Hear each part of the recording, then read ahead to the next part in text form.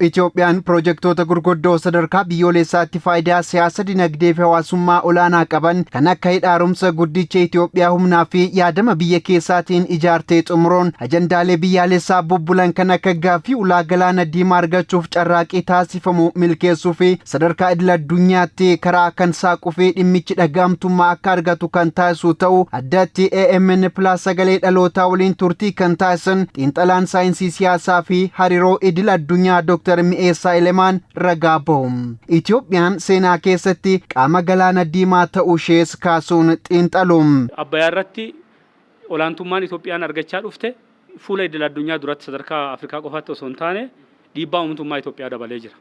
Amma immoo gara galaana diimaatti gaaffii qabanneetu socho'aa jira. Gaaffii galaana diimaatiin wal qabatee waan namni sirriitti hubatuu qabu jira. Galaanni diimaan uumamaan qaama Itoophiyaati.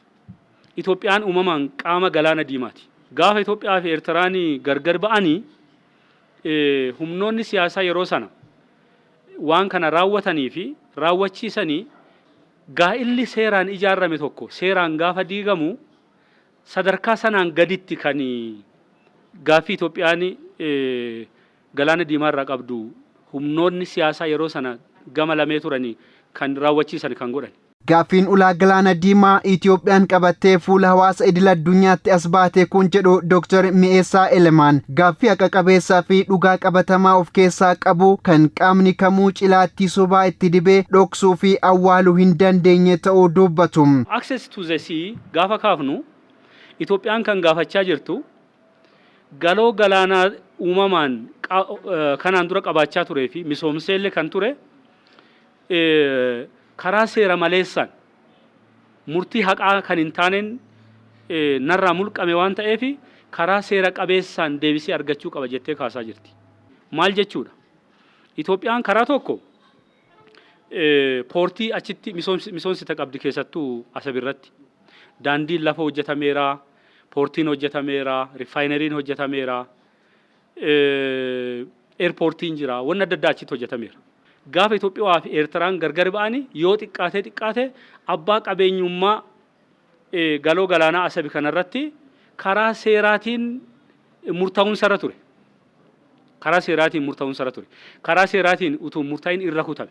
Baay'ina lakkoofsa uummataa Itoophiyaan yeroo ammaa qabdurraa ka'uun biyyoota addunyaa kanarra jiran keessaa ulaan galaanaa Itoophiyaaf akka maluu fi dhimma hawaasni idil-addunyaa deeggarsa kennaa fi jiru ta'us Dr. Mi'eessaan eeraniiru. Biyyi baay'ina uummataa guddaa qabaattee galoo galaanaa hin qabne Itoophiyaa qofa. Hudhamtee taa'uu hin dandeessu.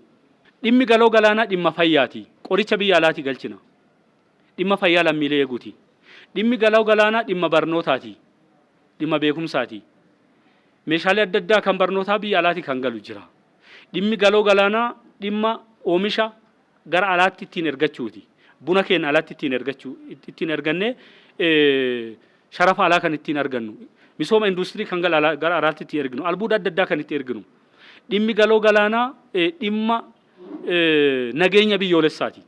Gaaffii ulaa galaanaa Itoophiyaan yeroo ammaa kaasaa jirtu namoota garii biratti milkaa'uuf abjuu yeroo dheeraa gaafatu ta'ee mul'atus ajandaan biyyaalessaa kun dhaloota hegereef akka milkaa'u qaamni kamuu tumsuu akka qabu yaa'ii dilee mana maree bakka bu'oota uummataa darbe irratti argamuun ministeerri muummee Dr. Abiy Ahmed dubbachuun isaanii ni yaadatama.